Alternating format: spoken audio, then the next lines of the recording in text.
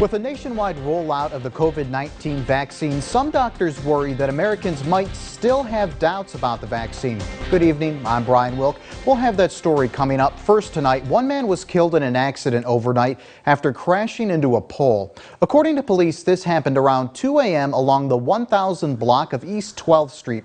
That's right by the Bayfront connector. The man was speeding when his SUV left the roadway, hit a metal pole, and split in half. Police believe the 46-year-old from Texas may have been drinking. One person is in the hospital after getting ejected from their vehicle. According to Westmead Township Police, this happened around 1 a.m. on the 10,000 block of Liberty Street Extension. The vehicle left the roadway, hit a telephone pole, rolled several times, then struck a house. The driver was thrown from the vehicle and was transported to Meadville Medical Center, then UPMC Hemet. Police are still investigating. A vacant house was badly damaged by a fire this morning. This happened around 7:30 at a house right by the intersection of East 8th and Ash Street. The fire was so intense that firefighters did not go inside because they feared it might collapse on them. Firefighters were able to finally put it out about 45 minutes later. Nobody was injured. Erie fire investigators are looking for what might have started the fire. And to weather now, meteorologist Tom DeVecchio has your Fox First forecast. Hey, Tom. Hello, Brian. We do have a little bit of flurry activity right now at the studios and a little bit of light snow and rain in other parts of the region. Your first forecast is calling for that mix to continue through the night. Very little accumulation downtown Erie. Some of the inland snowbelts may get a slushy inch by early tomorrow morning. The rest of the forecast for the rest of the weekend coming up later in the show. Brian? Thanks, Tom. Shipments of both Pfizer's and Moderna's vaccines are now on their way to hospitals around the country. But now comes the task of getting Americans to take them and easing any fears or skepticism that's about that process. Fox News correspondent Alex Hogan has the story.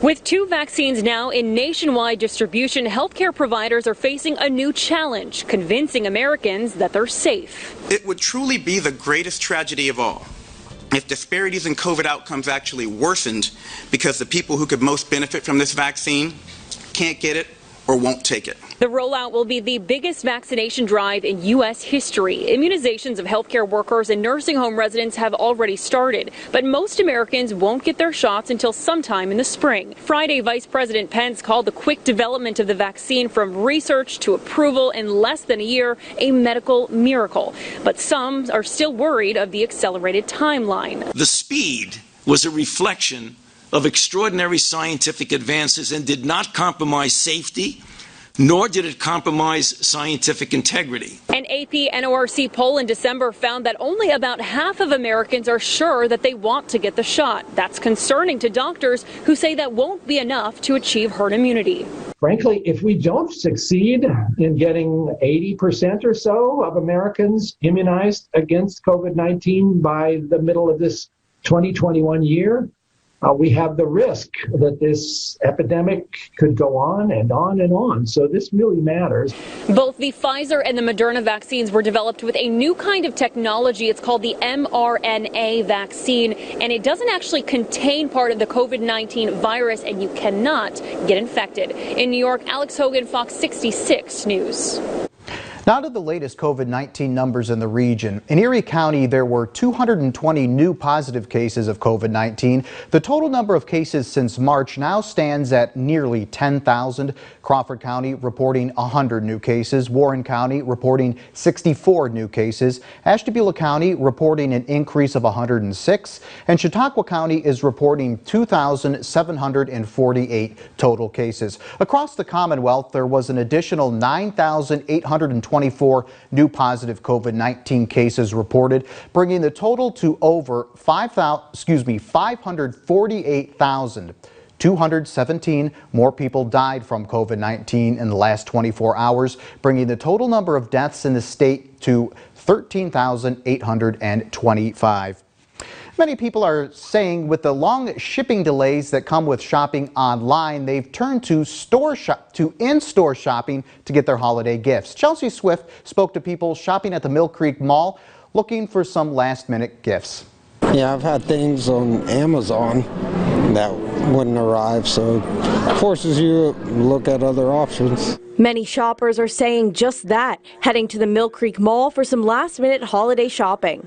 Sometimes you need to see and feel and touch stuff too, you know, and if you don't have an idea for somebody, you need to be out in the mall in person. So, you know, here today trying to finish up the last people on my list. Another shopper says his wife bought presents online, but they've come to the mall to buy backup presents. If stuff doesn't get there, she's got spares to hand out just in case it hasn't got there. She's still got presents to hand out. One shopper says her best advice for online holiday shopping is to start early. She says she came to the mall for one last gift. Well, it was important for me to start early, start online shopping. Everything came except for one package. Everything came on time except for that one package. So then I went ahead and just had everything wrapped. I'm just kind of here tying up loose ends for some family members. Chelsea Swift, Fox 66 News. One local organization is wrapping gifts at the Mill Creek Mall free of charge. The Youth Leadership Institute of Erie is wrapping gifts at the mall, trying to get people in the holiday spirit. The organization teaches young people how to be a leader and how to be better prepared for the workforce. Though the gift wrapping is free, the Youth Leadership Institute is accepting donations. They are raising money for a youth and government convention in Harrisburg. And it's a big year for local sports teams. Some people are spending some big bucks on sports merchandise. The Bills, Browns, and Steelers playing well this season has caused some folks to do more sports apparel shopping. Brian Bowers, the owner of Sports Obsession, says the local store has been very busy recently. He adds revenue is up 20% this year. The store almost selling out of the top players' jerseys from all three local sports teams. I'm so happy to see people are coming in. What I see is the crowds aren't as big, but people are spending more money, so maybe there's coming one visit or two visits instead of 3 or 4 times over the last few months, but the purchases have been up, the higher purchases. And Bowers adds Sports Obsession, they now have their own website, and you can find that on our website, yourerie.com. Jolly Old St. Nick made a special trip to Meadville just a few days away from Christmas. With the help from the Meadville Fire Department, Santa and Mrs. Claus made the trip to spread some holiday cheer in Meadville. Today's event was a drive-by parade with residents asked to stay in their cars, all to keep Santa healthy. Even the Grinch made a visit himself as well in Crawford County. And over 200 graduates at Penn State Barron turned the page to a new chapter of their lives today. A total of 239 undergraduate and graduate degrees were awarded to students during the university's fall 2020 commencement program. The event turned virtual, obviously, due to the pandemic. Chancellor Ralph Ford spoke to new graduates with a video message saying that commencement is truly a special event in the life of a student, even virtually. While today's ceremony is virtual, commencements remain the most emotional and joyful events of the academic year. We are here to celebrate your exceptional achievement. Family and friends could also catch up on the ceremony on the university's website. Local Northeast businesses coming together to make spirits a little better for their community. It's good news tonight at 10 o'clock. Merry Christmas! How are we doing? Huh? Doing good? Several businesses, including the 49 Thrift Store and the Skunk and Goat Tavern, teamed up Saturday. Folks in attendance could drive up and receive food, clothing, and gifts just in time for the holidays. The general manager of the Skunk and Goat Tavern says this event continues to show why Northeast takes care of its own, even during a pandemic. A lot of people have lost their jobs. They've had to move out of their homes into the homes of their parents, the kids' grandparents. There's a lot more families now that need that help, that little extra bit, if anything. This is the 6th year that the event has taken place in Northeast.